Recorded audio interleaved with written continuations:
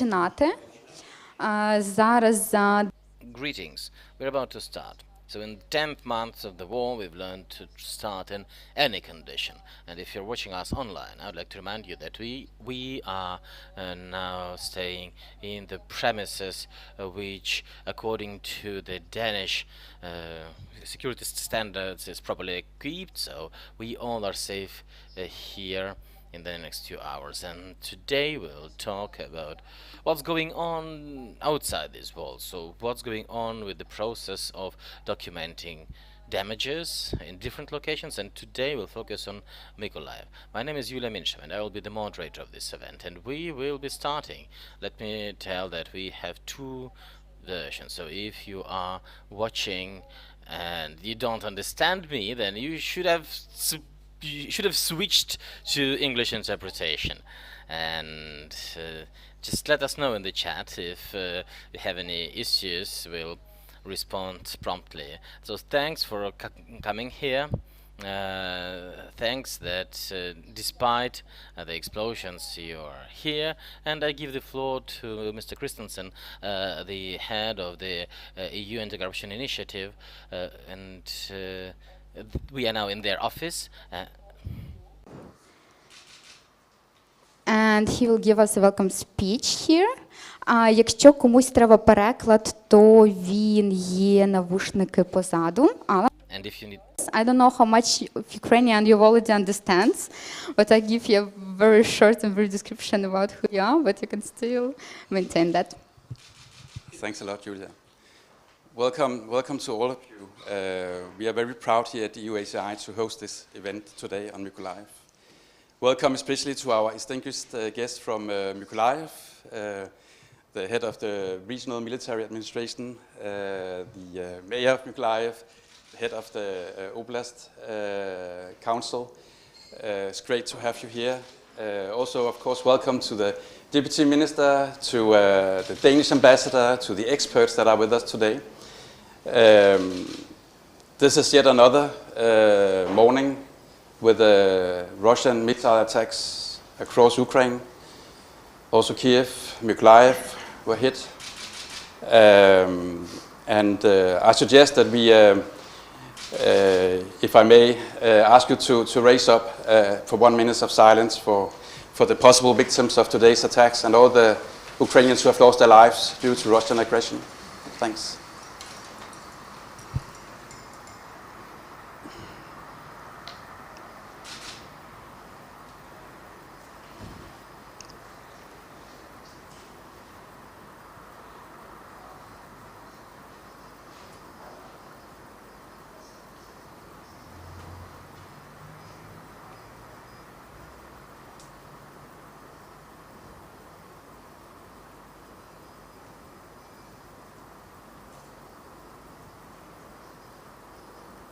Thank you very much.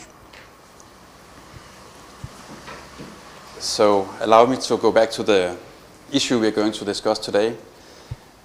Since Mykolaiv became an integrity city back in July, we have been working with the mayor and his staff, trying to identify how we best could help Mykolaiv in the reconstruction process to ensure that it would be transparent and with accountability and integrity.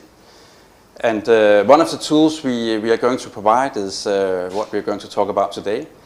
It's a digital platform with the data of damaged buildings, infrastructure in Mykolaiv, which we see as the first building block of a digital platform that can ensure a reconstruction process with transparency.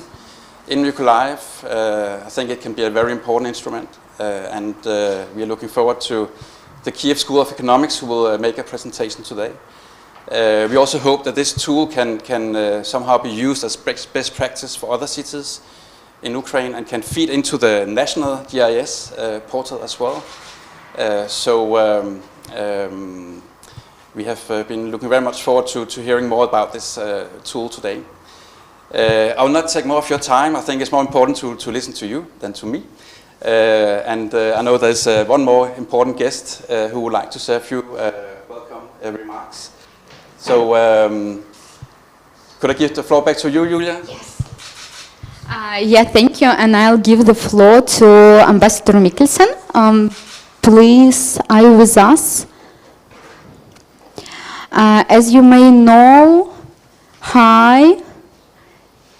Do you see us? Can we hear you? Now I have unmuted my microphone, so I hope that there is both video and sound coming through. Is that the case? Yes, yes. Good, good. Thank you very much, and I do apologize for not being able to join you this morning. As you might see, I'm actually speaking from a basement because we're following very strict security protocols, especially when there are strikes in the Kiev area. I hope everyone will stay safe. Thank you very much for inviting me to address you this morning on this occasion. And you might ask, what is the Danish ambassador doing here, and why I'm addressing you this morning? And just to make sure that everybody are aware, there is a Denmark-Mykolaiv partnership, and this was sealed by the Danish Prime Minister and the President of Ukraine back in April. 1 month earlier, the President of Ukraine, Mr. Zelensky, had addressed the Danish Parliament, and in his speech he said Denmark should assume the patronage for the rebuilding and the recovery of the city of Mykolaiv, and then he added the city of shipbuilders. And then I knew immediately why Denmark had been chosen, because we have been doing things in the maritime sector in Mykolaiv for quite some time, so it made a lot of sense. So far, there has been very little reconstruction because of the conditions. It's only 3 weeks ago that shelling stopped. There are still shelling in the Oblast, I know, and but now the front line has moved further to the east. So, but in the meantime, we have been supplying equipment and items for winterization of the city. And I had the opportunity to visit Mykolaiv just 3 weeks ago, and it was good to see the huge stacks of particle boards for boarding off windows. I saw equipment for the water supply. I saw heavy construction equipment that was in use, and this was donated by Denmark. So we have started the process with a strong focus on humanitarian assistance, and on top of that, we are looking now into to a more long-term perspective on how Denmark and Mykolaiv, and not only the city, but also the Oblast, can work together in the time to come. Later on today, we're going to have the mayor, the governor, and the head of the regional administration meeting with the Danish business community in Ukraine, because one of the most important things that Denmark can do is to create jobs and opportunities in Mykolaiv, and I hope that this can be a starting point. And I also want to say that it made a big impression on me too. I had been in Mykolaiv quite a few times before the war, and I know the city quite well, and this was my first visit after the full-scale Russian aggression. And I saw with my own eyes how the Russian aggressors have brought death and destruction to this peaceful city. And I think we all know the image of the regional administrative building with the enormous hole in the middle, and where 38 people lost their life.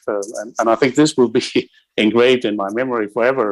It does not go away, and I think anyone seeing that a photo or seeing this in real life will bring it along for the rest of his or her life, at least in my case.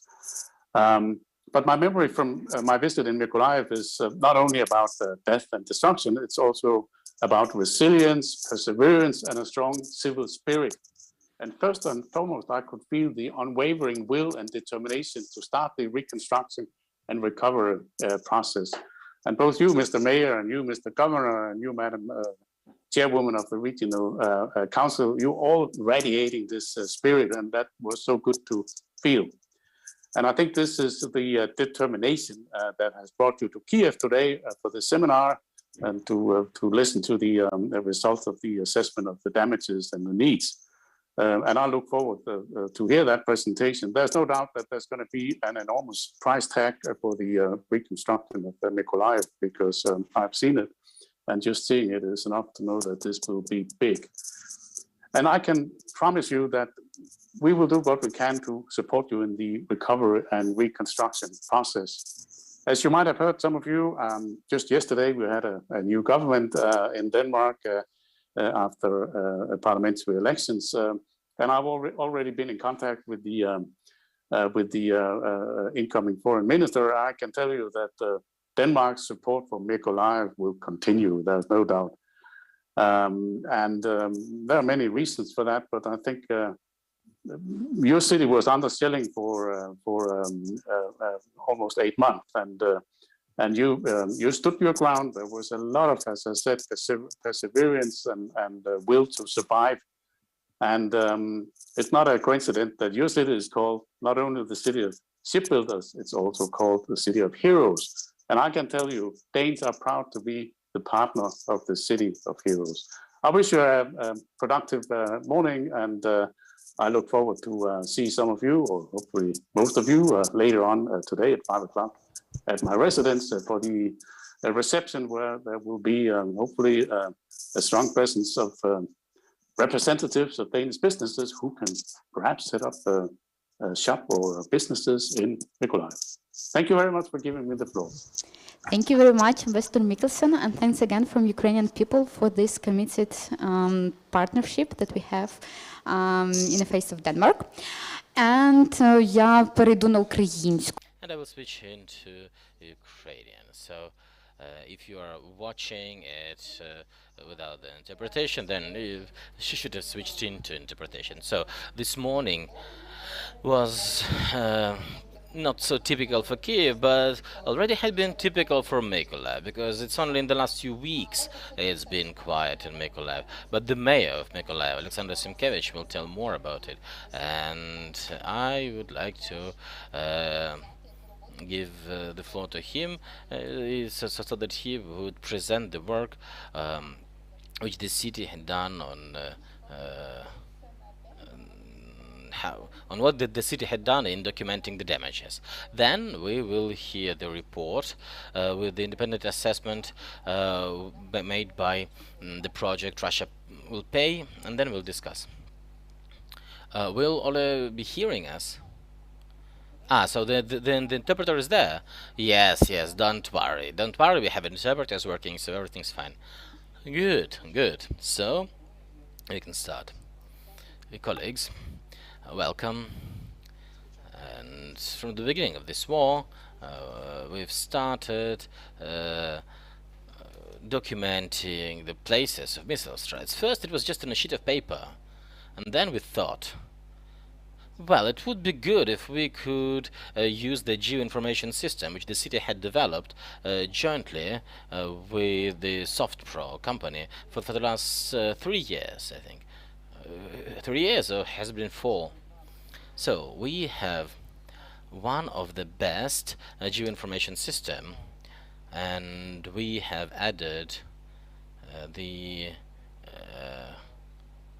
layer with the aerial picture of the city, and now we can see how it is with the best details, better than the Google Maps. So in these years we've been filling in different layers. So if you don't understand, the GIS is a map, detailed map, and on top of it you can add lots and lots of layers, and the layers contain different information. For example, that could be the utilities or masts, like cell masts. And when we started talking to the government of Denmark with regards to the assistance, we have asked funding the development of the additional layer which would contain all the information on the map of Mykolaiv, so that we could see the situation as it is. You can see that the city of Mykolaiv has been shelled almost daily. before Kherson has been deoccupied. We had only 46 days without shelling. So if we put it on the grid, that you can see that in almost every cell of this grid, well, there was a missile strike. In the Zavodsky area of Mykolaiv, there's not a single military facility on site. I can reassure you. This is just residential quarters, the city center, markets, shops, but we don't have any military unit there. And it just shows that the Russians do not intend to quote-unquote demilitarize and denazify. They have the intent for the genocide of the Ukrainians. They want to kill as many people as possible. And I would say that 40 or 50% which have fallen there, these are unconventional cluster munitions, which are aimed to kill people, the personnel. So they're not anti-tank or anti-building. For example, here we have the Victory Square, and one of the strikes landed in a bus stop, and 12 people died instantly on the spot, and 64 were injured. Ставити, коли там You can just imagine that there was shrapnel, which is a finger long, and it is getting out of the body with part of the flesh and the bone. Those are not just words of severe injury. This is a very substantial injury. Those are usual pedestrians who were close to the market or to the bus stop and so on. So how is the system working? We can select the layer where we have these demolitions, and after that we can switch between them and to sort them or to filter them by the level of severity. For instance, here we can see them to the left in different colors. We can find separate categories or all of them together, and we can select any place, for instance, what we prefer. Let us zoom it in the center, downtown. Yep, and here let us click something which is red, for instance, the red spot. So to the left we can see the information about the object. You can see that this is the street, Shevchenko Street 17. Those are multi-apartment residential buildings. The square is approximately 150 square meters. The damage is approximately 20 square meters. There are 8 apartments, and the damage was done to the windows and facade. But still it is not verified. So let us show something which we have, which is verified. No, we will provide the full verification, and Maxim Neferov will tell about that. Well, we can go to Mykolaiv, we can check, then you will take the specially trained people, and then we will have the fully verified object. So I may say that we are now cooperating with the UNICEF and the government of Denmark and the company of Kovi about the future of Mykolaiv city. That is the creation of the new master plan and the reconstruction of Build Back Better. Because we decided to use these GIS, and when our colleagues from Italy saw it, they said that there are such systems exist in the they are not that numerous, and only in some of the European cities. So this geoinformation system will be really helping a lot. And when we are speaking about the losses and about the costs and expenses and the reparations which Russia will pay after our victory, that is the guideline to calculate those losses and costs. And in fact, I'd like to express my gratitude to the European Anti-Corruption Initiative and the government of Denmark, and personally to Mr. Ambassador for this help. And I do hope that our work will become an example for other Ukrainian cities, and it will help us to be one of the first in the state and public funding for the recovery and reconstruction of Ukraine. Thank you for your attention. Thank you.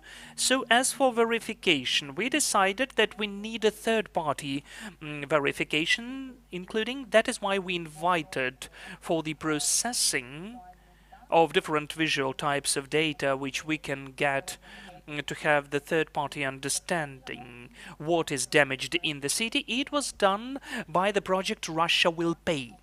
I think that all of the people who are now here in the studio together with us or who are listening to us really have something to do with the recovery, because this is the flagship product in Ukraine out of these ones.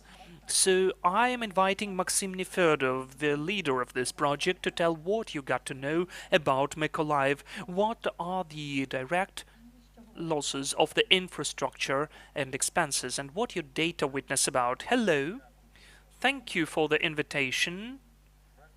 The project Russia Will Pay, Damaged UA, has started and has been launched in February 2022 to collect, verify and assess the losses and damages inflicted by Russian aggression, and also the needs in the recovery and restoration, which would allow us to plan new, better and more modern Ukraine. We are dealing with two big spheres. The first of them is in fact the work with the government on the methodology, on the data collection and the regular reports production. One of them was just issued yesterday with the overall figure of losses of war and costs of war, almost $136 billion, and we started a very active cooperation with on the type of drones and satellites to totally digitalize all of the damaged parts of the city and to help verify and add to the information which is collected from the places. Here I can only say some compliments to Mykolaiv and confirm Alexander's words, because as of the digital readiness, the city is one of the leaders. Unfortunately, this situation is not relevant for the whole Ukraine. It used to be before the war, and now lots of settlements are in fact grinded to dust. And in fact, we can't even speak about any of the digital tools. We can't even speak about any of the basic services, power supply, water supply, because I totally agree it is just an attempt to conduct genocide of Ukrainian people. What's the objective of our project? What are restrictions which we have? Well, of course, we would like to provide the high-quality analysis and independent verification. We would like to help find any of the errors and mistakes of the manual input of the information because of the fog of the war which exists. This is the objective reality of any military and armed conflict. And of course, we would like to have a high-quality evidence base, both for the potential courts against the Russian aggressor and also for the reimbursement and compensation for the Ukrainian citizens, businesses, cities, and so on. And of course, this information has to be used for the intellectual shaping of the recovery plans, which are planned on the data, not on some obsolete Soviet principles. Which, in fact, restrictions do we have? In comparison with what we could see in the movies about James Bond, the satellites are not powerful. We have the best commercially accessible satellite shots, and some of the smaller objects of frontal damage just physically cannot be seen there. It's obvious that after we get the shot, the footage, very often we can have clouds on that, and some of the objects can be covered with the plants or snow or smoke because of the shelling. All of that needs to be taken into account. And of course, the shots show the external damage. They cannot show the damaged or destroyed equipment. They cannot show the internal defects. So it's the normal situation. We finally identified 43% of the buildings which the city began to collect since the beginning of the manual collection or in the Excel format. In some of the categories, this figure is approximately 90%, where those objects are rather big, like the administrative buildings or some business buildings. But finally, we managed to digitalize all of the buildings in the city. This is more than 87,000 of objects, and all of them are in the further work in the GIS filling, which was developed by the and is developed by the Ministry of Recovery. Well, I would rename it. I would say this is the Ministry of the Recovery of Infrastructure and Territories. Sorry, I did not know the new name still. So the register of the damaged and destroyed property there as well. So of course this work will go on. So the objective of those who are present here and those who are watching us, for it not to be extended for 29 years, like in the case of attack of Iraq against Kuwait, but to make it much quicker and maybe even more substantially quicker. So how did we process the visual data? We got the shots of Maxar, we combined them looking at different dates, we cut the clouds out and made a combined work with several layers and different dates. Then we worked with the Ukrainian startup Neuromarket, which developed a proprietary model of machine learning, which is just named artificial intelligence, which just processed this data and identified there some of the buildings with a very high level of precision. And after that, we were actively working with the company of Azenzus, the Danish company with Ukrainian origin, which in fact helped us to identify separate objects and to combine them with the city data which we already have in the GIS and the ones which have already existed in the format of Excel tables and notifications and messages about demolished objects, and also to save, preserve, and analyze the data. The analysis process was very complicated. I think it's more interesting for the technical experts. I will not delve deeper into that, but I'd like to say separately that if we speak about the city objects in the GIS, then we managed to find almost 3/4 of them, of those which can be identified on the map.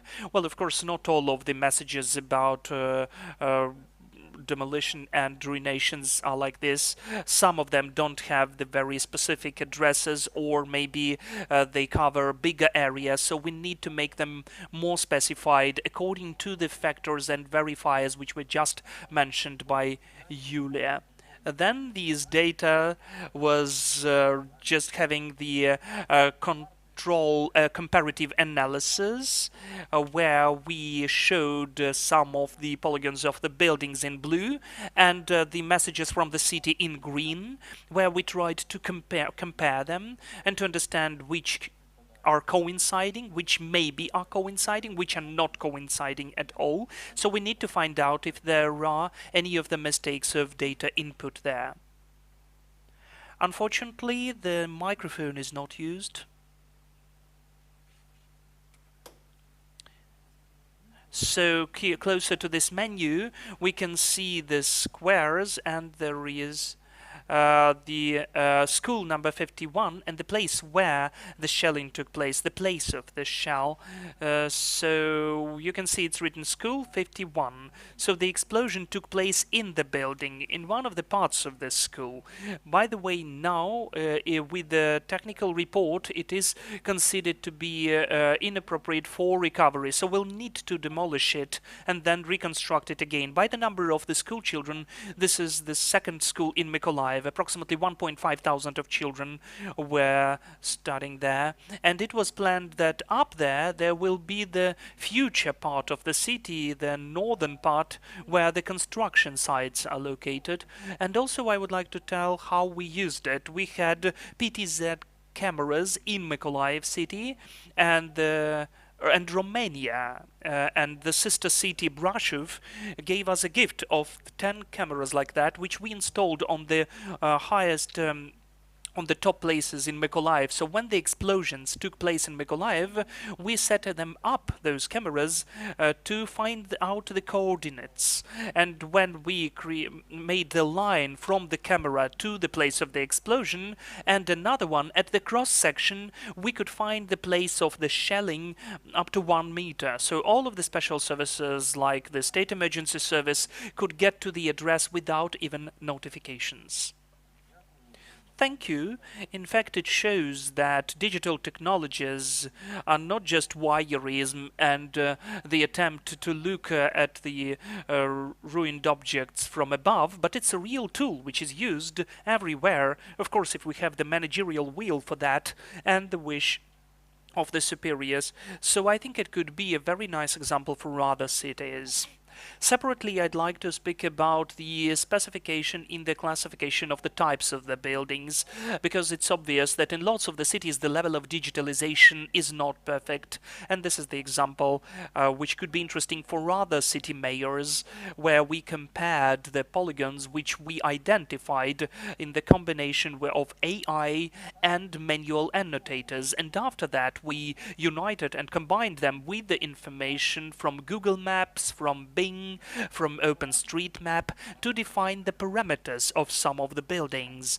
Not only the area, the square meters, but also the altitude which is necessary to assess the price, the cost, and the scale of ruination. Well, of course, this is the additional approach. We need to have the proper GIS, but while it is being created at the majority of areas, this is the mechanism which can totally work.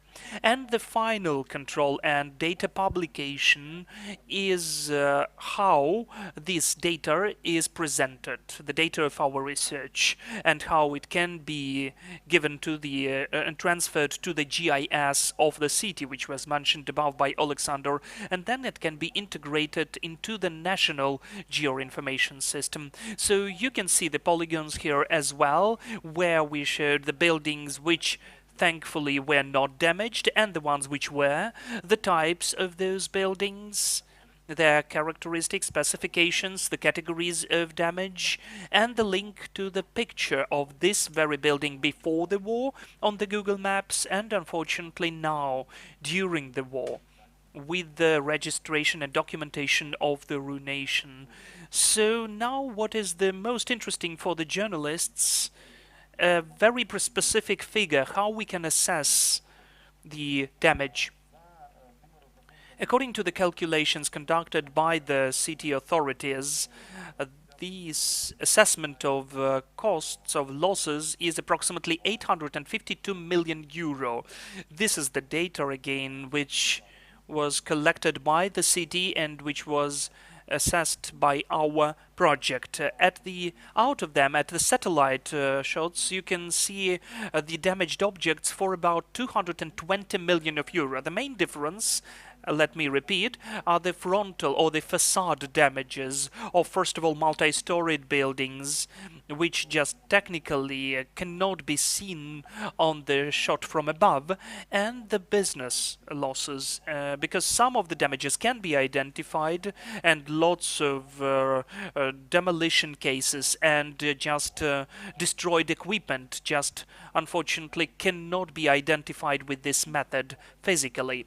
And at this screenshot you can also see, in fact, the identified buildings which were not damaged and the buildings which were, and the attempt to integrate them with the dotted data or collected by the city with the blue and the red dots of the damaged and non-damaged objects. There are several objects which are not included into our work of the GIS.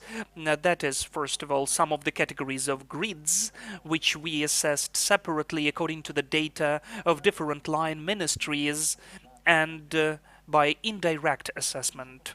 Well, of course, the residential blocks were damaged most of all. Unfortunately, it's not a surprise that the national level, the damage of the residential block is approximately $52 billion out of 136 billion of all of the damage.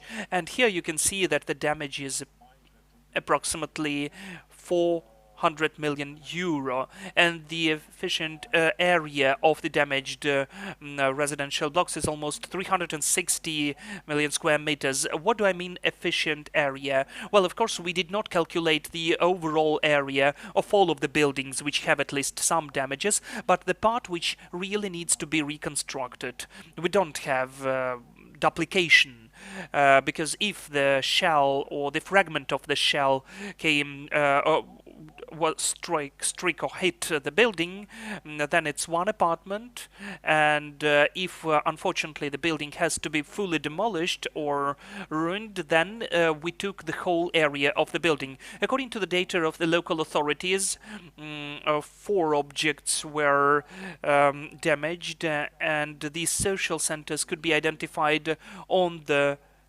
photos. I wouldn't say that the sum of money is very important here, but the cynicism of the approach and the ruination which were inflicted to the social objects, that's what's important, where the military cannot be there.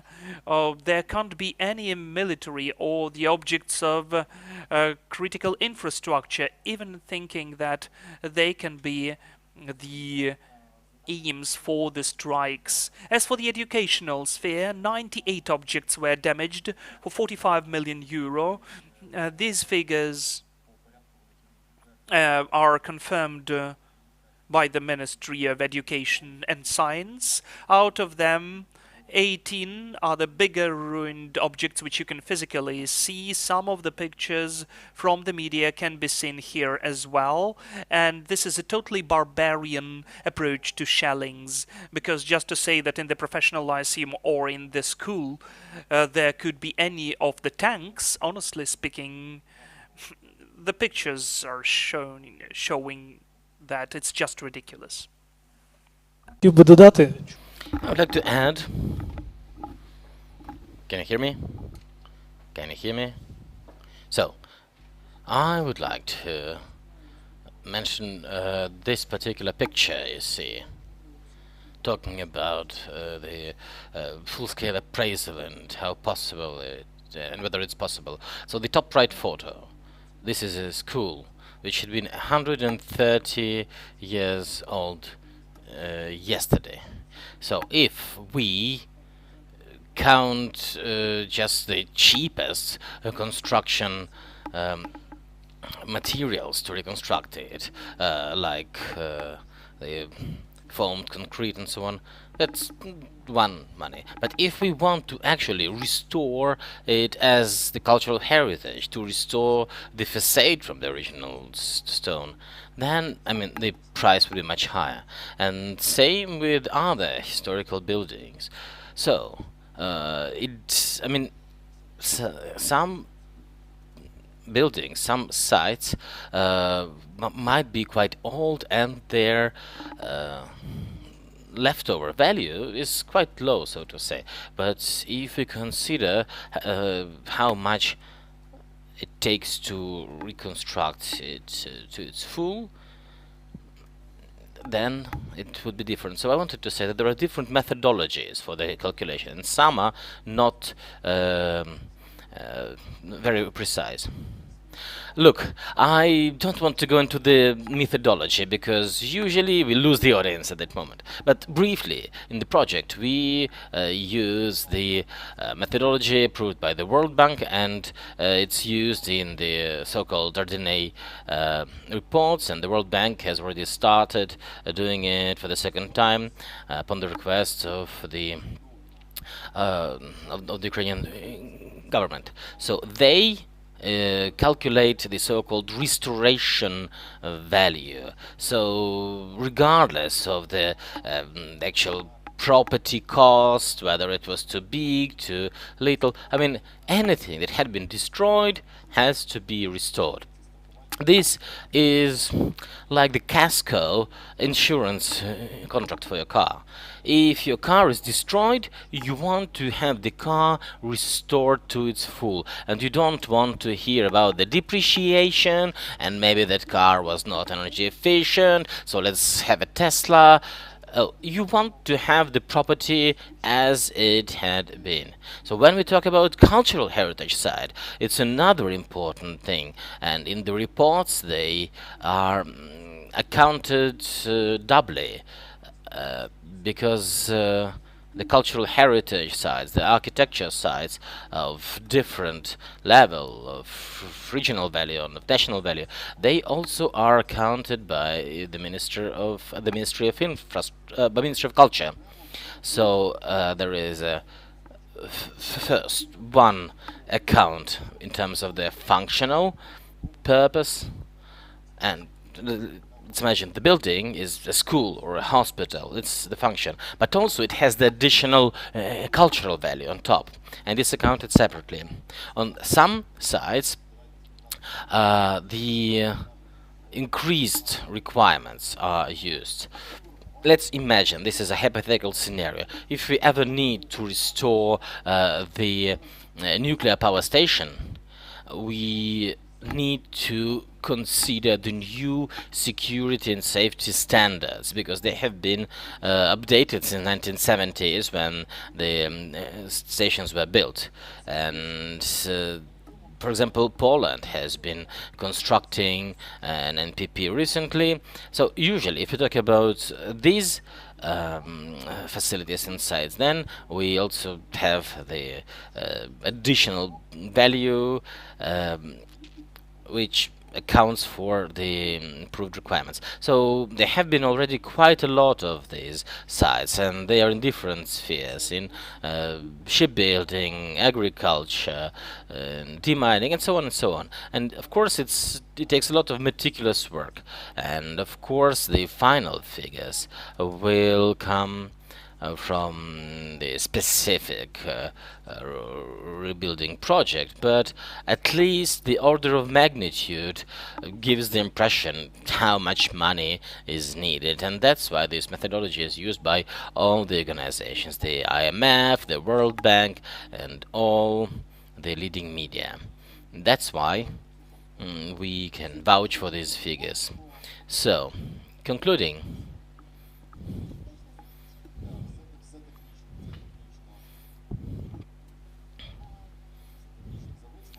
oh, it's lagging. There are just a few slides there. So, on healthcare, 26 million euro of damages. This is what we can see in the picture. So the total is up to 200 million euro for healthcare, and of course, I mean, hospitals is not just a pile of rubble; it's also equipment, and I mean, the hospital. First and foremost is about doctors, it's about the staff who save lives.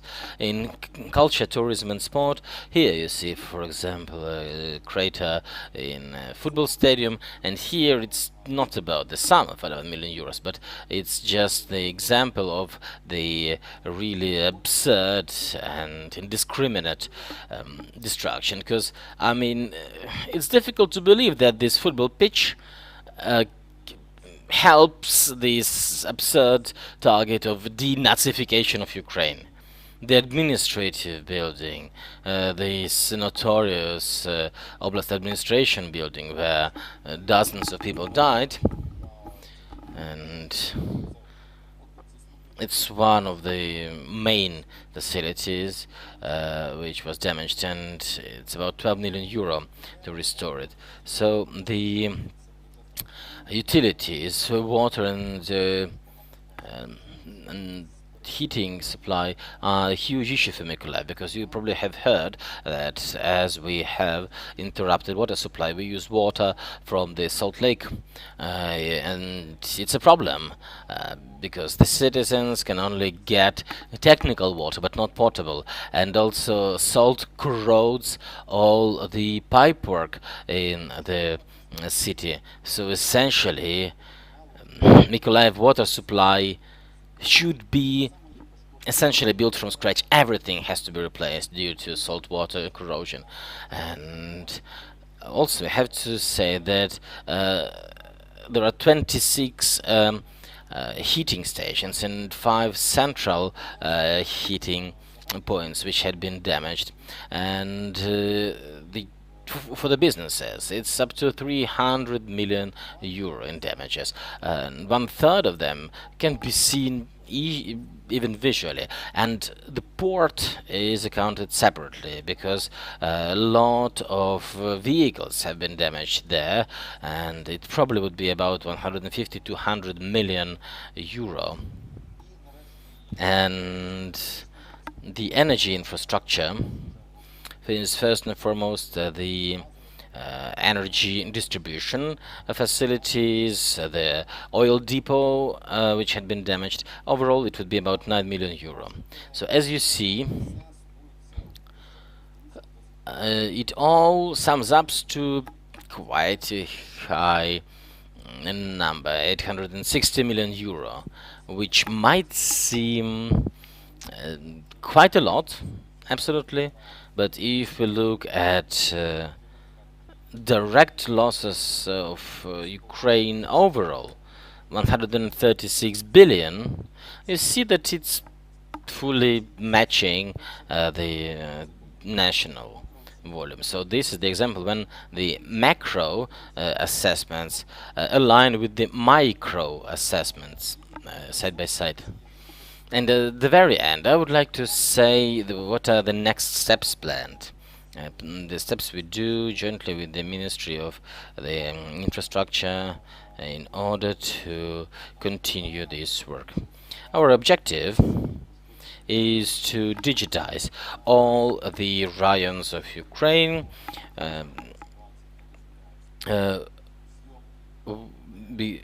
wherever it's possible. We use satellite imagery, and when it's not possible, we have been sending out drones to take pictures of about 100 settlements.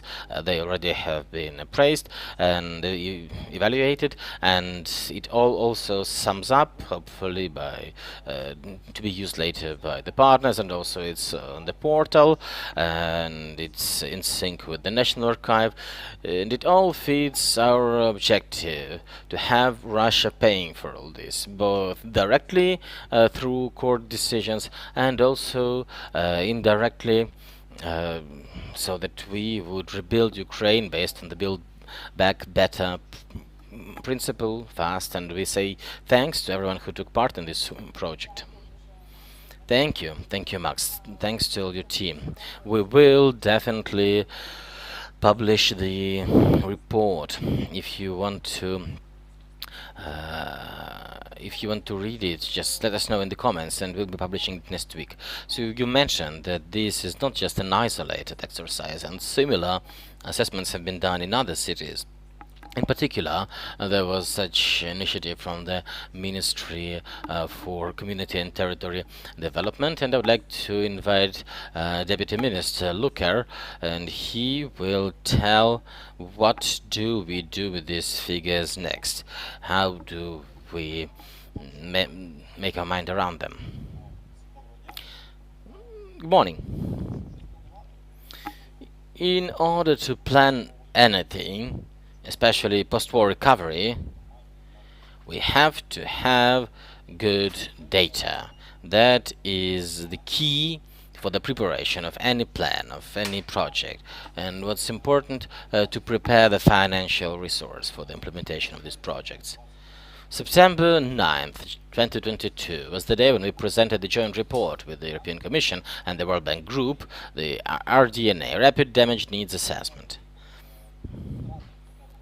Rapid Damage Needs Assessment is a long report which covered all the regions of Ukraine, and according to the data we've had as of 1st of June 2022, the direct damages from physical destruction to the infrastructure, including businesses, for Mykolaiv Oblast, that figure had been $3.7 billion as of 1st of June. And it's clear that there had been shelling and combat activities going on since June, so the figure is much higher. So out of these 3.7 billion, according to the calculations of the World Bank, the lion's share is in the city of Mykolaiv.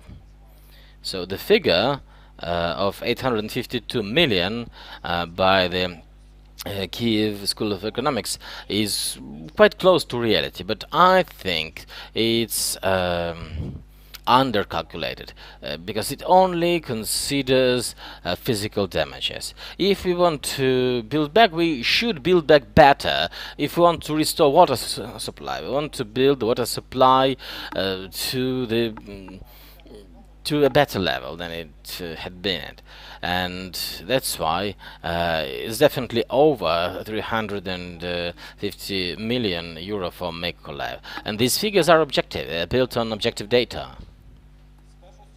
As of January the 1st, we'll start preparing the next report, the report 2.0, and it will include the damages calculation and the needs for restoration broken down by regions and by sectors, and it will account the period from February 24th, 2022 to February 24th, 2023. In order to prepare that report, we need to have data, and portals such as GIS they are really useful because even in the government of Ukraine they also started this work just scratching figures on the piece of paper, and then they switched to using Excel tables, and then finally we've come to the national GIS system supported by the EUACI, and we really appreciate their support. But once again, this national system will be built using data accumulated locally, so it will be fully integrated with the Mykolaiv system and other GISs. Ideally, to plan, the region,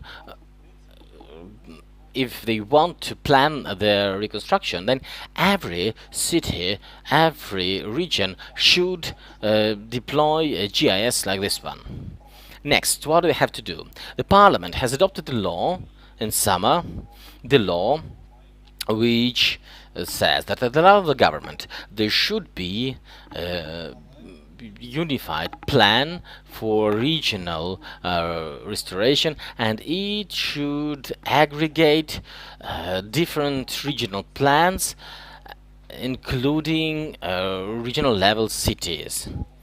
So it's possible to have the recovery plans for the cities, the big cities like Mykolaiv, and these will be used in preparing the pipeline of funding. What would be the priority? What would be the procedure to restore the cities to the pre-war level using the Build Back Better principle? So this is the plan. Of course, the financial resource is going to be different for different cities. For the city of Mykolaiv, there is the systemic partnership with the government of Denmark, which has already expressed support and has already been providing the first resources. Once again, to plan the funding for Ukraine, the partners need to have clear understanding. What is the need for the city of Mykolaiv? What should be the priorities and the timeline? And these are this is the homework that every city and every region should do. But first, in order to do that exercise, you need to have objective data. That's why now we are auditing the damages. We are doing objective calculations of the needs. This is the preparatory stage, but it helps us be fully transparent, accountable, and have integrity for both the Ukrainian citizens and the international partners, because only on this foundation of trust we will be able to get support and to attract the resource. So this is absolutely the correct way to go, and we are fully supporting this. Now we are collecting the data, and then we will prepare the specific step-by-step plan, and this will be one of the top priorities for 2023. Thank you. Thank you. We have Alexandra Zarkina, Deputy Minister for Community, Territory and Infrastructure Development. Alexandra, can you hear us? Are you on the line with us?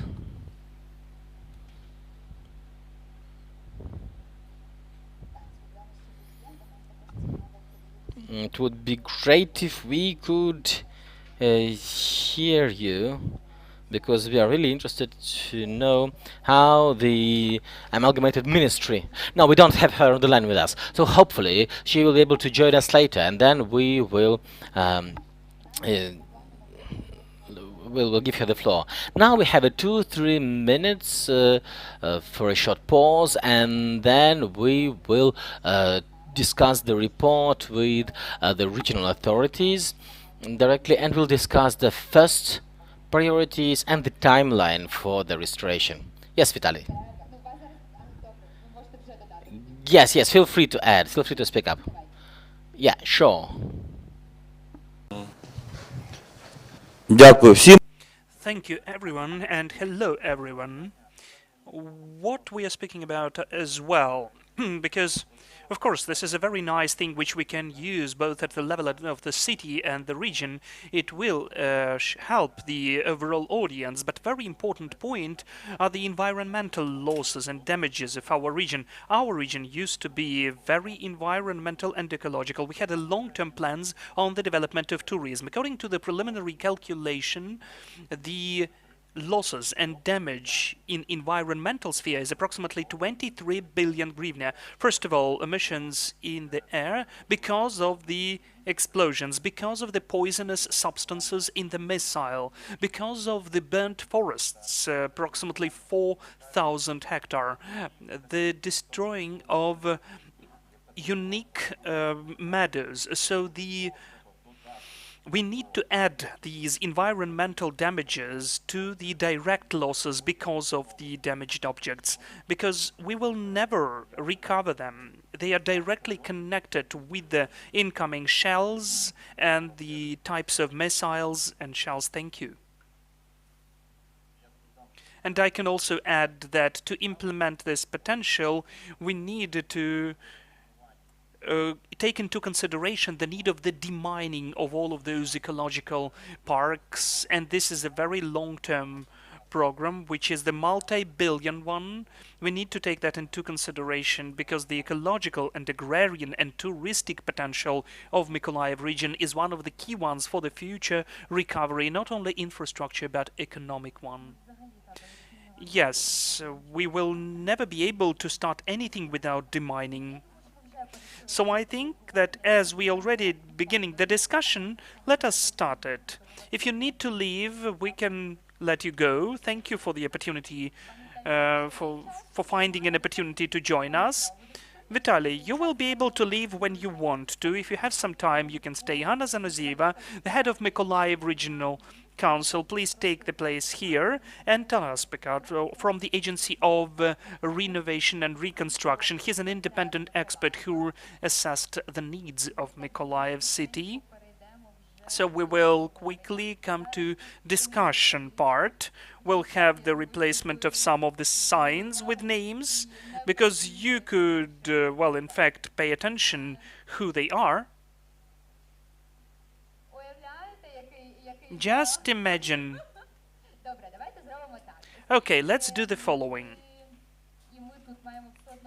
As we have we need a technical break, let us still have this 3-minute break, and in 3 minutes we'll see you again. So far, you can see if you have any questions to be mentioned within this discussion. You can write them in the chat, and I will definitely post them. So 3 minutes for coffee, and then we're meeting here, and we'll discuss what will be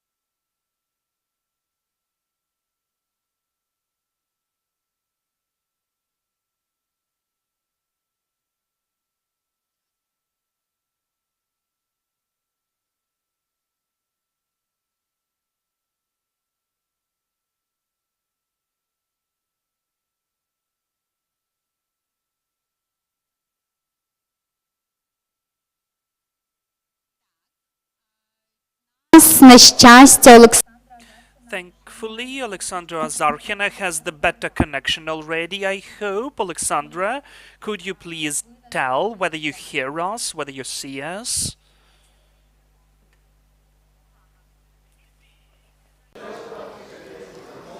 Так. Є?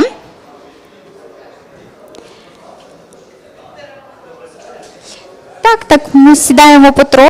Yes, let us gradually take our seats. We do hope that we will be joined by Alexandra Azarkhina, but so far we don't know whether she's with us. Unfortunately, it's very hard to have the proper connection in Kiev. Добре, тоді ми... Okay, so we are beginning the discussion. I would like to find Taras Byk, but I think that he joins us soon. Just in a minute.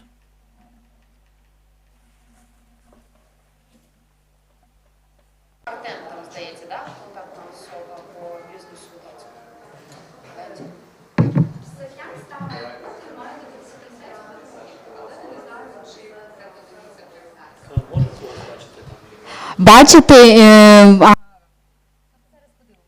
We'll see. Maybe we'll be able to help you. So, now we are beginning the discussion. Let us discuss it with the portrait of the city. We can see what's the price of the recovery according to the independent assessment, and it's obvious that it is important to use this information further on for prioritization and the better understanding of the focus, what we should work on during the several next years and the several decade. Also, I'd like to provide a very short presentation for Taras Byk from the Agency of Reconstruction and Development, who has also conducted the independent assessment of the urgent needs for the restoration of the city. Could you please tell which are the most critical points out of what you heard, and then we will create our discussion around that. Okay, thank you.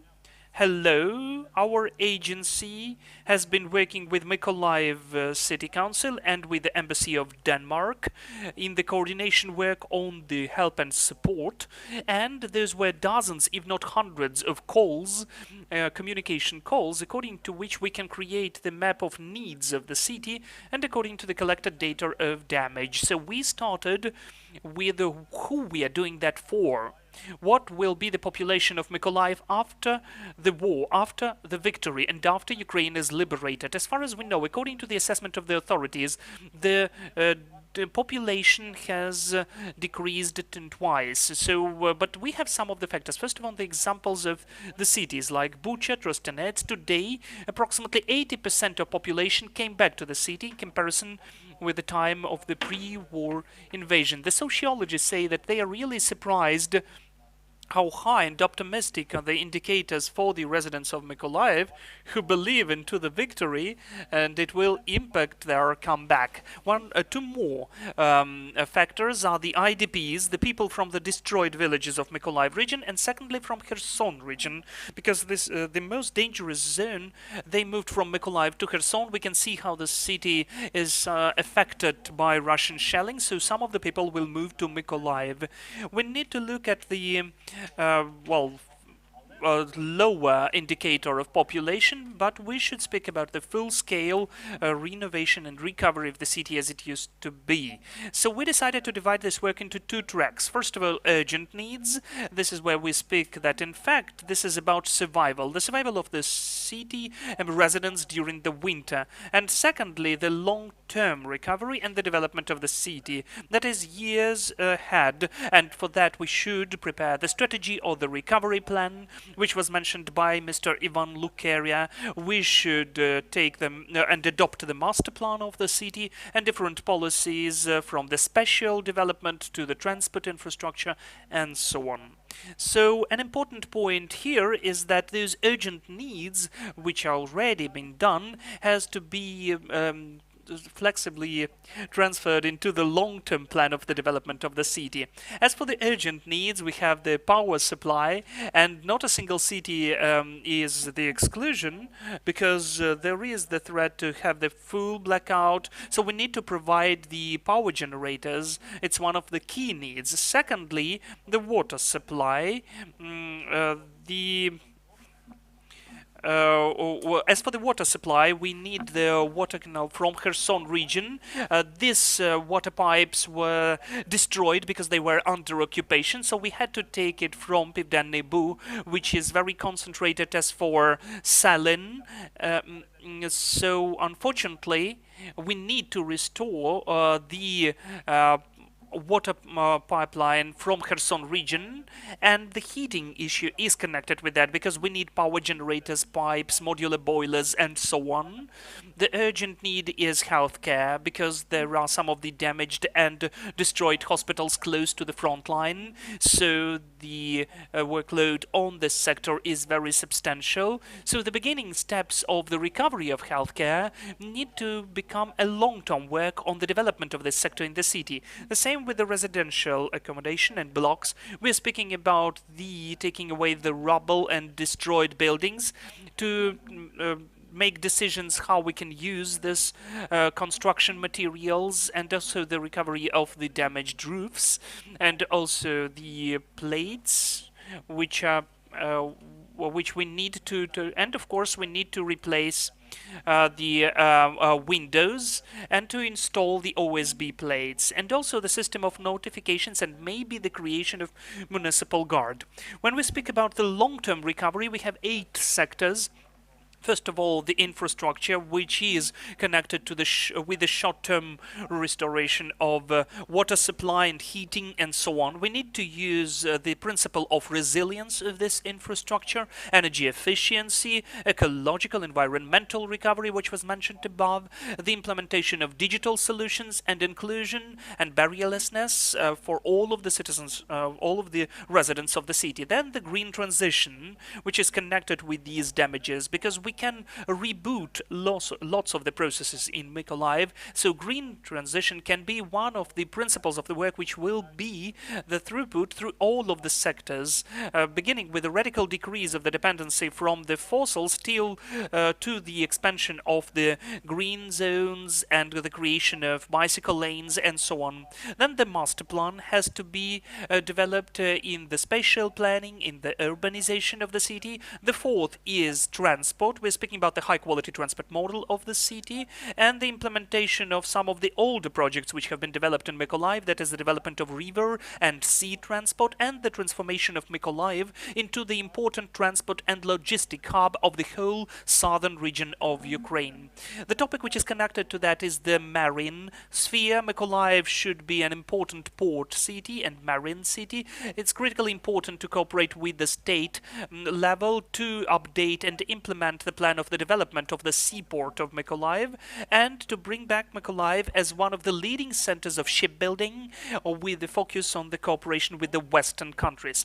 The business development and the involvement of the investments. As of today, Mykolaiv collects approximately 40% of the taxation, excluding the military ones, in comparison with the pre-war levels. So you can compare, and you can see that this is the critical decrease. The businesses need to come back to Mykolaiv, and we need to involve some previous businesses. We should create new ones. We need to bring back the interest of the investors to Mykolaiv, creating business clusters and providing the proper communication between the businesses and authorities in the city, and the creation of the international platforms between the businesses of Mykolaiv and the foreign partners. The next point is the youth education and culture, because without the humanitarian sphere, the full-scale recovery of Mykolaiv wouldn't be possible. The most important thing that we need to provide hope for the youth, for them to want to live in the city, not only to reconstruct the buildings, but to introduce the high quality new educational services and to create, now we have the opportunity to create international platforms of cooperation of the youth with other cities and countries, the countries which cooperate with Mykolaiv. And a separate point which can be implemented is the memory about war, to motivate people to stay in the city and to value their city and their country. And finally, the proper governance issue, as all of the previous points can be implemented only through the efficient, accountable and transparent administration and the maximum involvement of all of the groups of the population of the city in the decision making, beginning with the businesses to the non-governmental sector and academic centers. And finally, we had an active work for several months, which is well coordinated by the Embassy of Denmark and the Ministry of Foreign Affairs with some of the organizations and partners which are not shown here. And finally, we have some of the deals. This is the first delivery of dozens, and together for the region, hundreds of power generators, dozens of pumps, kilometers of pipes, modular boilers, and so on. Now we have the challenge to organize the proper transition of the satisfaction of the urgent needs into the long-term recovery and development of Mykolaiv. Thank you. Thank you, thank you. And huge thanks to all the organizations that help the city and the oblast who are listening to us online, and to those who are engaged in the response to the current challenges. And I would like to ask some feedback. What do you think about these proposals? What do you think about the potential evaluation, the order of magnitude, the figures, the priorities in the next 2 or 3 years? Let's start with Alexander, and then we'll move on to the left. So, what is your feedback on the reports? Which spheres do you think are the top priority in the rebuild initiative? Well, in the previous presentations, we've seen already the main sectors. I don't want to repeat it. I just want to know that during the discussion about the master plan and the recovery plan, we have, for example, 2 schools destroyed, which are one next to each other. So rebuilding both would probably be wrong. And in the place of school 48, which was big, we can just pick a bigger school, and then we can organize a school bus so that all the children would be able to use one big school. It would make more sense than rebuilding 2 schools in the same area.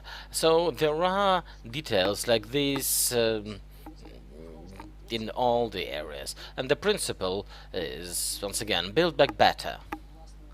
So today, Mykolaiv and the Oblast, they have destructions in all the areas and in all the areas of life.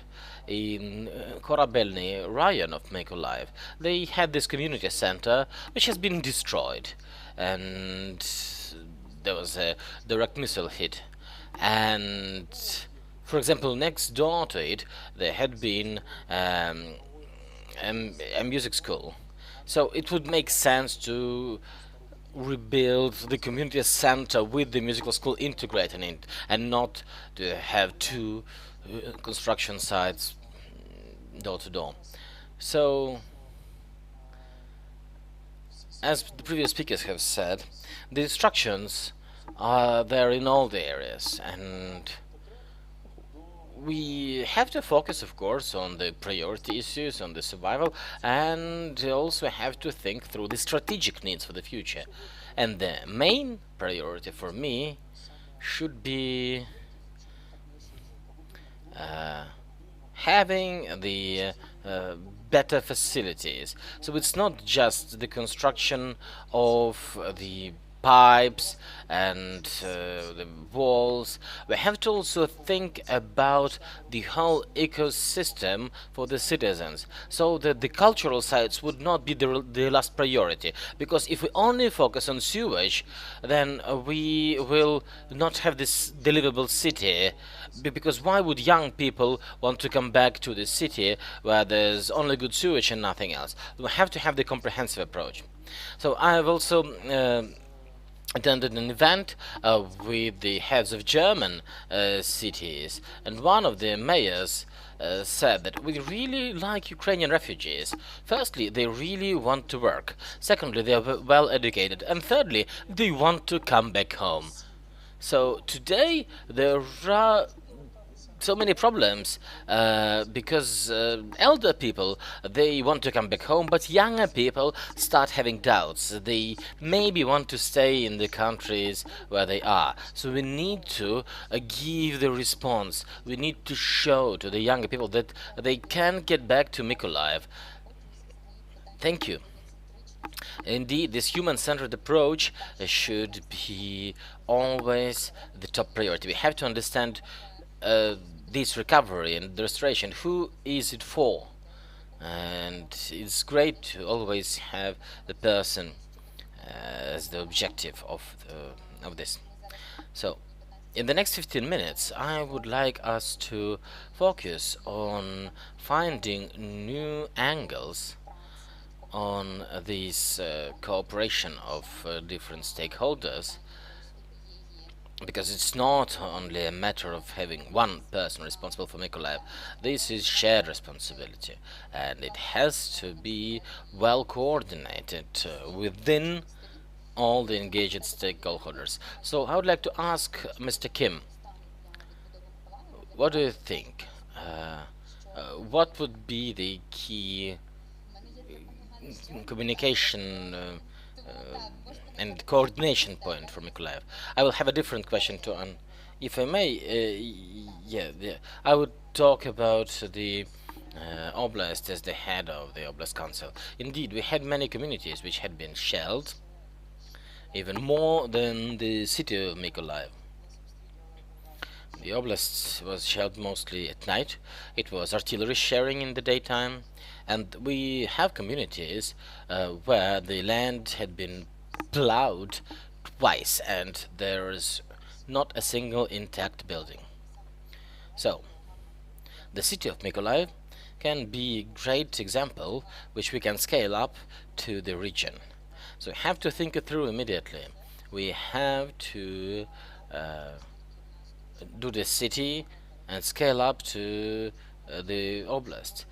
We have many interesting communities and fertile land. It can be very interesting for the business angels from other countries. So talking about the buildings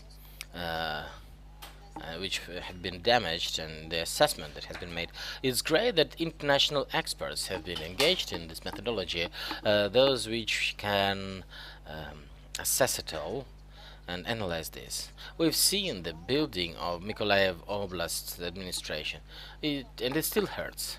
And we have not lived through this trauma, and we probably cannot provide the appraisal and evaluation on our own, because for us it's so traumatic. So it's great that international experts are engaged.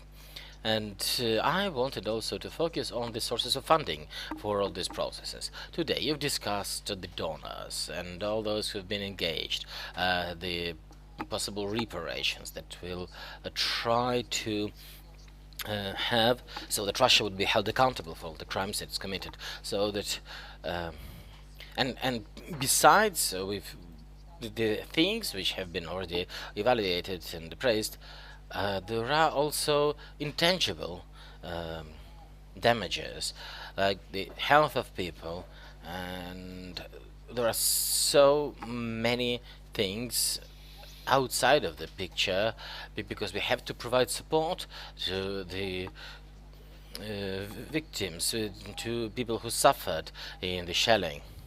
When the bus stop had been shelled, for example, one boy who was there at the bus stop, he already had 17 surgical operations. So we have to think of all of that too, and we have also to try to engage the internal potential of the Ukrainian businesses in the region. So we have to have negotiations so that some of the facilities could be leased out with the condition of improvement, or maybe have some public-private partnership, or say the Ukrainian Danish corporations, which would first do the dismantling of the destroyed buildings and then will build new buildings. So it will also create jobs for Mykolaiv residents, jobs for the younger people, because the destroyed sites, yeah, they had been part of the cultural heritage next to the river. It's been the most picturesque part of Mykolaiv. And today we have also to think how we can engage our internal resource.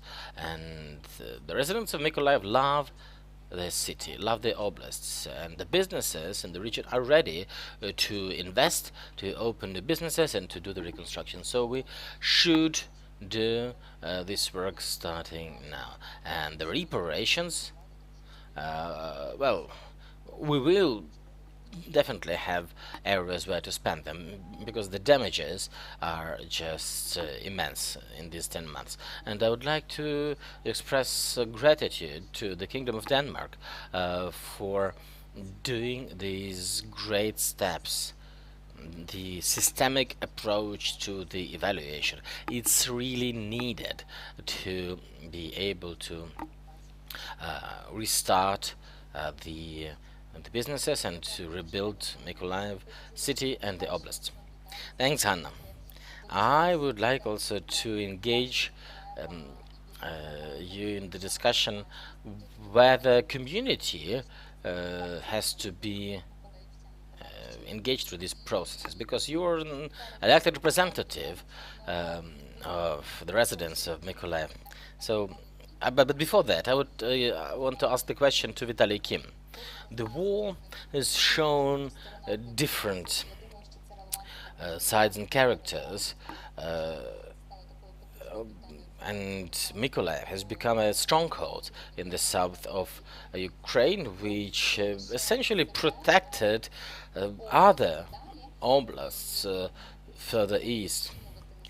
And the future will show how critical that had been for the whole campaign. So this, so the defense of Mykolaiv had been really crucial. So how do you see possible reconstruction? What are the priorities there? Thank you. First of all, I'm happy that the anti-corruption initiatives are working in Ukraine, and we have the format and the foundation so that we could work transparently. And I would like to say thanks to Denmark, who is the partner of Mykolaiv region, and Denmark is doing specific steps to achieve tangible results. So in terms of the reconstruction, we've come together, we've discussed, and the three of us wanted to be the focal point of decision making, to make sure that we use all possible tools for the fastest response. So this focal point will collect the information from all the communities and aggregate proposals for the investors. So this already is effective. We have the data being processed. So with regards to the policies, the Prime Minister Denis Shmyhal said that we need to try to manufacture locally. We have to have Ukrainian manufacturing. But, well, knowing economics, I understand that, well, local businesses on their own would not be able to restore that fast.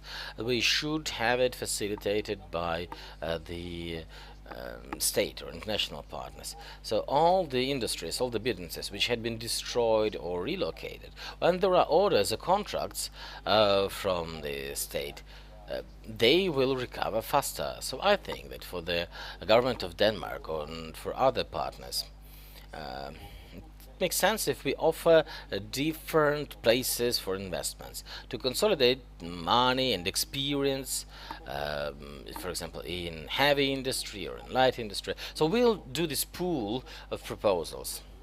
And let me make a joke.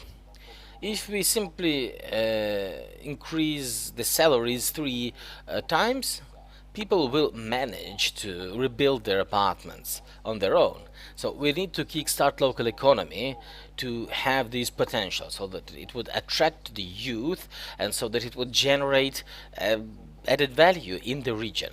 And it requires some national policies. We have to provide guarantees for the investors. For example, the land.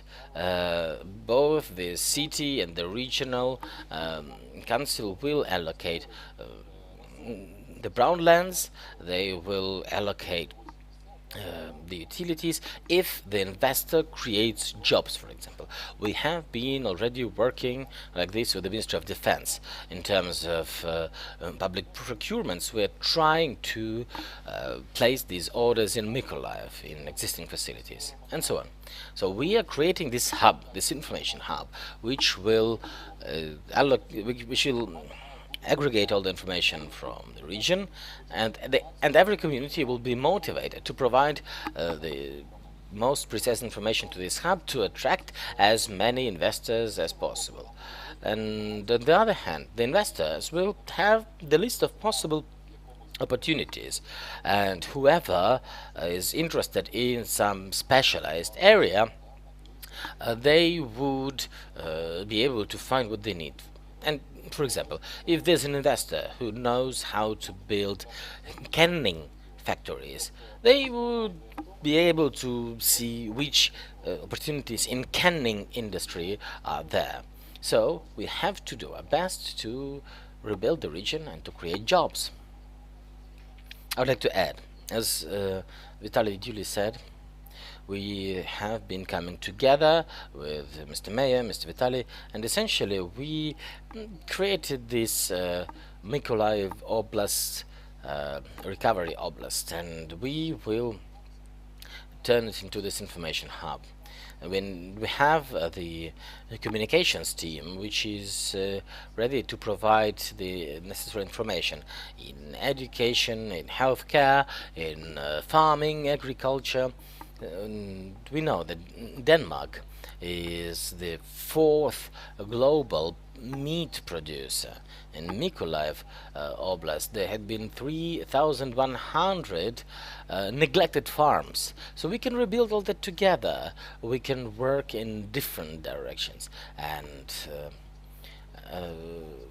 there are already people who are trying to match the economy of Denmark, the economy of Mykolaiv Oblast, so that we could find growth points. And we know that in Denmark there is the great foundation, the AFU, and we would like to cooperate with this fund and to restore things together.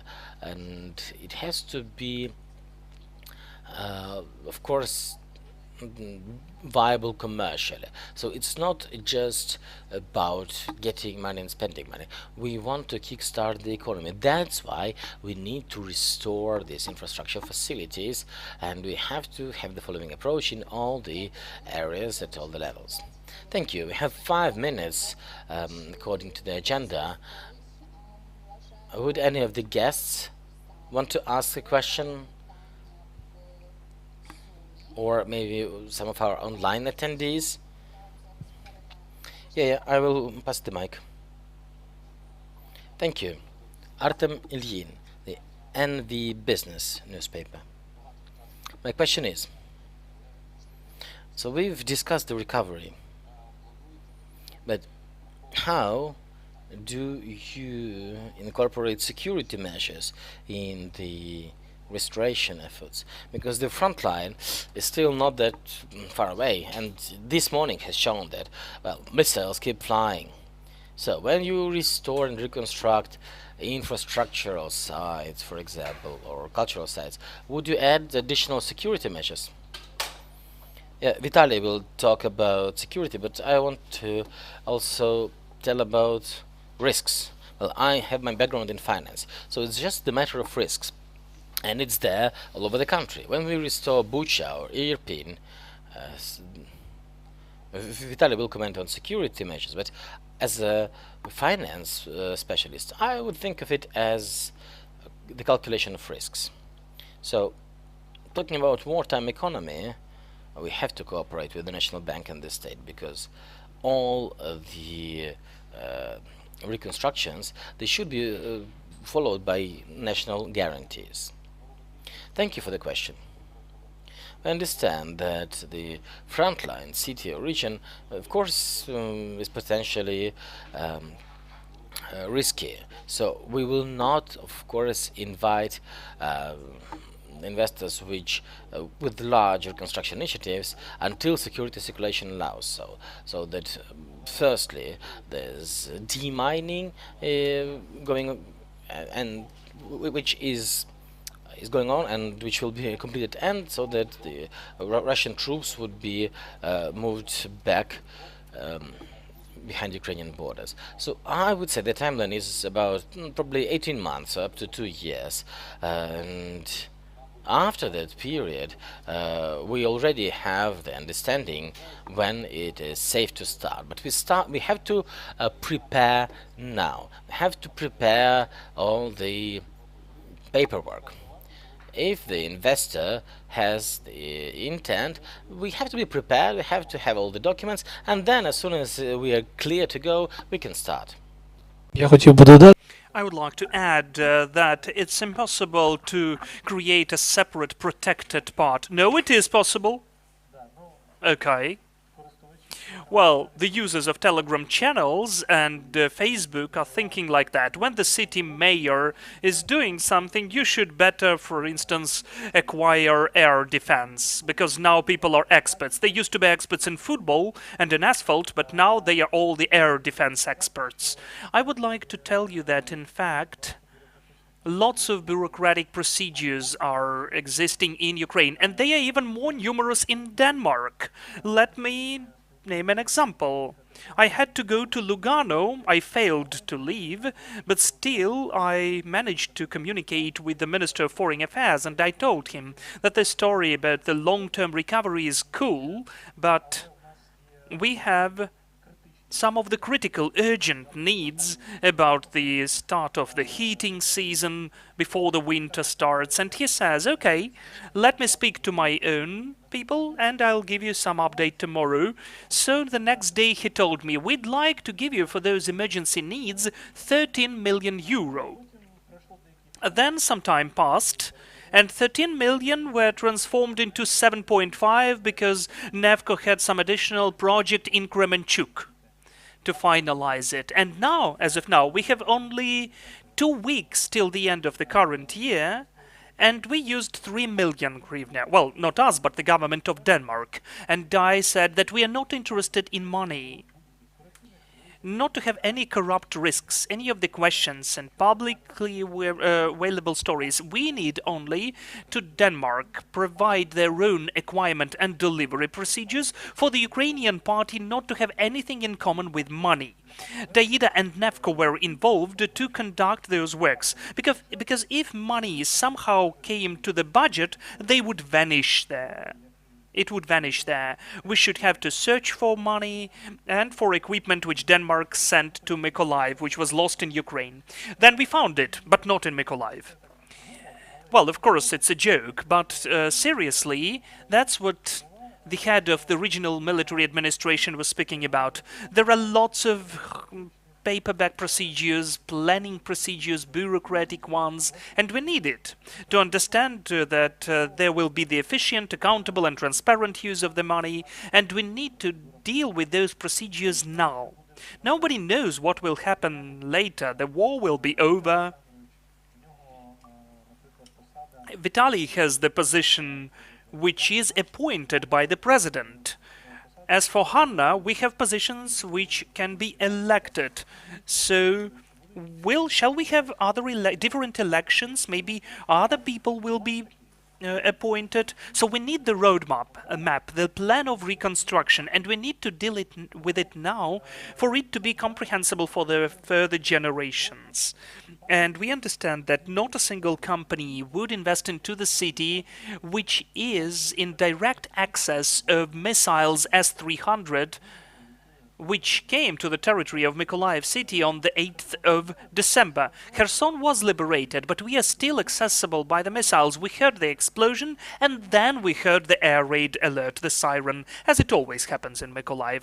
Let me add, procedures are cool, but we need the understanding of risk management, which can be found in each company. And as 300 missiles have the range of 150 kilometers. According to the probability theory, the male or the farmer sheep, for it to be shelled, the probability is at the same level as the shelling of the same kind of object in region. So we need to weigh in those risks when we work on the portfolio. All of that can be discussed and debated upon, and some of the different monumental issues where the shelling can be conducted, we need to balance between them. I can only add one more point about the risk management. Looking at the number of missiles which they shot against Mykolaiv and they did not achieve anything, it would be dumb to shoot again. So the motivation of the Russians to shoot against Mykolaiv is a zero motivation. Okay, this was the promotion break. I could see that there is the question here. Є якісь ще питання в залі? У нас є змога взяти. We have the opportunity to answer one more question and then we will finalize the meeting. Very brief. I don't think we have much time left. Thanks for your presentations. I'm sure that with your leadership, the reconstruction of Mykolaiv will be in the best hands. Working with anti-corruption and transparency, we're always trying to have like a holistic approach to fighting corruption, where we think about how to involve the civil society, how to involve the business community. And I was wondering, I mean, do you have any visions as to having like an inclusive process around the reconstruction process of Mykolaiv? Any thoughts from your side? I need to repeat? Yes. Okay. Sorry about that. Very good. So what I said was that with your presentations today and with your leadership, I'm sure reconstruction of Mykolaiv will be in the best hands. As an anti-corruption program, we are always looking at a holistic approach to our work, how to involve civil society as the watchdogs keeping an eye on the authorities, how to involve businesses that are going to deliver. And I was just thinking whether you have any visions for having like an inclusive process in Mykolaiv around the reconstruction process. Thanks. Thank you for your question. Could I answer? Та, я взагалі би попросила. Well, I would ask to answer in Ukrainian because this is the working language, because we have the listeners in both languages. And for our guests in the Zoom, I can in fact translate the question. The question was about the common approach. I was given the pink microphone, so it's a female one. I will not give it away. So that's why we created this Office of the Recovery of Mykolaiv, and it will be the platform where we will involve all of the representatives of civil society, our territorial communities all over the region, for them to be able to provide their own opinions. There will be polls and surveys. There will be a separate chapter for projects. There will have permanent communication with the communities and the involvement of each of the communities in the recovery and reconstruction. But I really love the example of our local authorities because they have permanent public hearings about any reconstruction and recovery projects. We'd like to create the same close connection through our Office of the Recovery and Development of Mykolaiv region with those who are now abroad, because those are our people and now they need being safe over there. Well, we are happy that they are safe, but we would like them not to be that separate. We would like them to take part and to provide their own recommendations, even if they would like, for instance, some school, what should be the color of this school, which will be used for the paint. We will involve all of them. We've got lots of Telegram channels for that. So we'll try to combine that. Thanks to the skills of our city mayor in the IT sphere, he said that he will be our consultant. So I do hope that soon, during those 2 or 3 weeks or months, we will provide the close cooperation, and I think that we will communicate and will be soon boasting how and at which level it is taking place, how many requests we are getting, according to which requests, how many feedback cases we can see, and how we use them in the projects which we have for the reconstruction or the recovery in this or that community. Let me add, there will be 3 main ways. First of all, the direct contact between the community and the investor. We will directly make them in touch, not to have any additional factors. Secondly, we will exclude the human factor at all. Informational technologies, direct access to all of the procedures. And thirdly, we will be publicly discussing the projects and make them publicly aware. We should exclude the human factor and to have the direct contact. According to the master plan of Mykolaiv city, we had the public survey to ask the people what they would like to see in the recovery process of Mykolaiv. We had 13,000 of applications and forms. More than 13,000 already filled, so we would like to have 25,000. For it to be at the level of at least 5% from everybody who we'd like to hear from. But in the recovery and reconstruction issues, if we look at the wishes of the people and the expert opinion, it seems to me it is important, first of all, to base upon the experts and to keep those wishes in mind as a correcting ratio, because I'm sure that the majority of people see the recovery of Mykolaiv as it used to be before the war. And this balance wouldn't be preserved because people don't like these changes. Because in this principle of build back better, people don't want to see it. You promised us 30 years ago, but everything was still like it used to be. So it's important to understand that everybody will be involved in this process of recovery and restoration. The opinions will be heard and will be included into the experts' conclusions. It also concerns the Danish experts of COVID Group and UNICEF, and also the contracts signed with the One Works company about the visual changes in Mykolaiv city, that is public zones and so on. Okay, let us hear the last question. Thank you. My name is Bogdan, and I would like to speak about recovery as well. We had lots of points above that the city and the region is relying upon the resource of the country and the international partners' resources. But what's interesting, at the level of between the cities or between the regions, do you have any ideas of cooperation? That some city will help, I mean Ukrainian city will help Mykolaiv, or any of the region? And who promised the most? No one promised me anything. And you?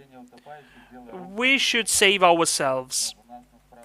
Because in fact we have friendly regions, we are helping each other, and the concentrated help for 5 regions which were at war. Mykolaiv region has this easiest situation. We are concentrating on Kherson region now, but as for recovery and reconstruction we don't have dialogue because we have our own budgets. Mykolaiv budget is not that big, so we will rely upon the help of the state. The state is the one which distributes the resources considering the situation between the regions or how it's needed to be done. Let me also add, well, we can't say which region promises the most. As a woman, I was dealing with humanitarian affairs in the region, and I was working with the region a lot, but I don't know. Whole Ukraine helped Mykolaiv with water, with food, with clothes, with anything. Sometimes it even drew me to tears. We didn't know even what led them to us. We saw that on the permanent basis, but we also shared it with Kherson. We can see this transit through us, and we are happy because everybody is in this cohesion. We cannot separate anyone because this is a very thorough statistical data. Every region is rich with something. But those are our people and our IDPs. We need to help them as well. So they need help themselves, but they brought everything to us. And by the way, I'm the delegate of Ukraine in the Council of Europe. I'm the representative of Ukraine. And according to our fruitful work of the delegation, there has been the platform created, city for city. And each of the heads, the village head, the settlement head, the city head, can directly connect with the city mayors of European cities and individually ask whatever this little town or settlement needs, like pharmaceuticals or I don't know, things, food, clothes. There are lots of tools. Maybe not everybody knows about them, but still everybody helped us. And whoever can see that people are not starving, but the neighbors are starving, we could share. So we can't say that someone promised less or more. I would like to add a very demonstrative point that just before this event, we communicated with Alan and Ivan Lukeria, and I also named the example of one of the Ukrainian city which was not that much shelled, or maybe shelled the least of all. But when our city was shelled, and on the 8th of December we had the missile which hit the base with vehicles. 21 unit of vehicle was affected because of this shelling, by the shelling. So Taras was dealing with the buses, because lots of the buses were affected, lots of them had to go to the armed forces of Ukraine, to the war. So we had this lack, especially when we had the power outages and our electrical vehicles were affected as well. We had 16 new trolleybuses which were affected as well. And we were thinking how we can provide the fuel for the transport. We had this lack. And in fact, it turns out that when we are speaking about Ukraine to provide some transport, the transport does not reach the ones who need it most of all. So we are not only expecting for the help from other cities, but we need even sometimes to take some help from the others. So people need to share. I'm just reminding you. We need to do that at the level of the state, of course.